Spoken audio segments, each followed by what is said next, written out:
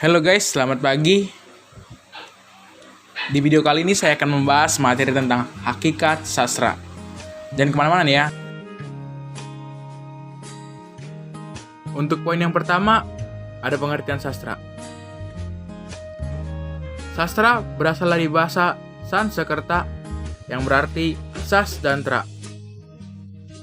Sas yang mempunyai arti mengarahkan, mengajar, memberi petunjuk, dan instruksi. Sedangkan tra adalah alat atau sarana. Menurut Semi, sastra adalah suatu bentuk dan hasil pekerjaan seni kreatif yang objeknya adalah manusia dan kehidupannya menggunakan bahasa sebagai mediumnya. Sastra adalah ungkapan ekspresi manusia berupa karya tulisan atau lisan berdasarkan pemikiran, pendapat, pengalaman, hingga keperasaan seseorang. Lalu, untuk poin yang kedua, ada cabang studi sastra. Untuk yang pertama, ada teori sastra. Teori istilah umum untuk berbagai pendekatan ilmiah untuk membaca sebuah teks. Teori sastra adalah studi mengenai sebuah sastra, metode untuk mencari sebuah data sastra. Adapun pengertian teori sastra menurut Wellek dan Warren pada tahun 1993, sastra adalah suatu kegiatan kreatif sederetan karya seni. Kritik sastra dan sejarah sastra. Kritik sastra adalah sebuah kreativitas dalam menanggapi karya sastra dan masalah kreativitas penciptaan lain dalam sastra.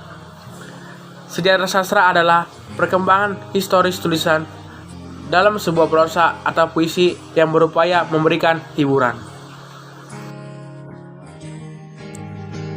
Untuk poin yang ketiga, ada ruang lingkup sastra dan ruang lingkup studi sastra.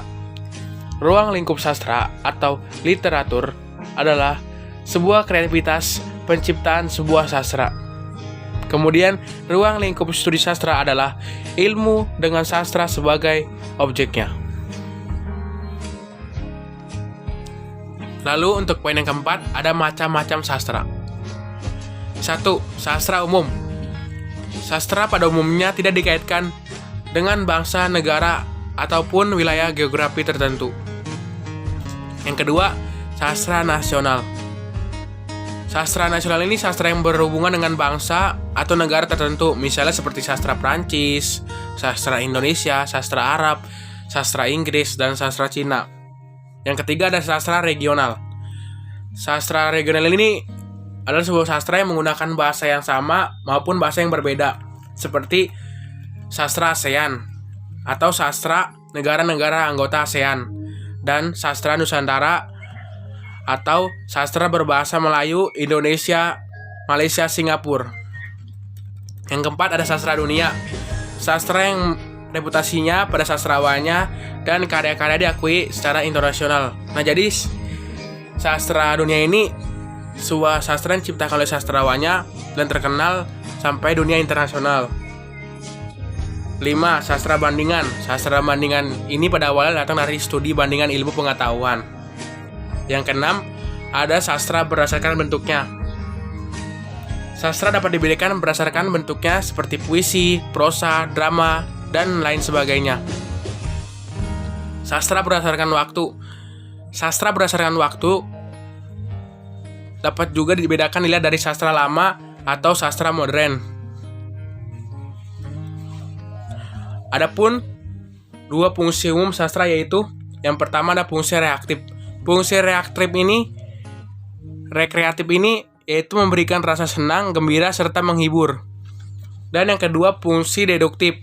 Fungsi deduktif ini yaitu mendidik para pembaca karena nilai-nilai kebenarannya dan kebaikan yang ada di dalamnya. Sekian dari video pemaparan materi yang saya sampaikan. Kalau ada yang kurang, mohon dimaafkan. Terima kasih, selamat pagi semuanya.